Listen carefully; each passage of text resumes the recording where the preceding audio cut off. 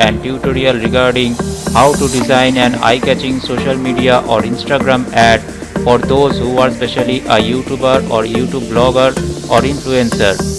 I am making this design in Adobe Photoshop and as per the Instagram dimension, which is 1080 by 1080 pixels in size with RGB color mode.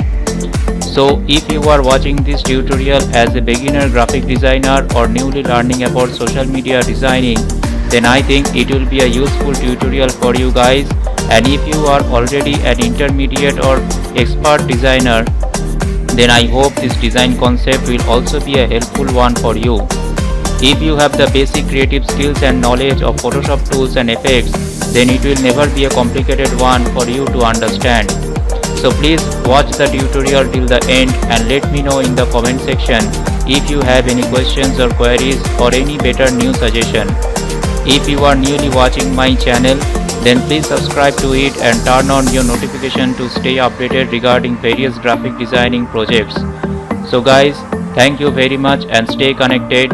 Keep designing, keep learning, always stay safe and take care.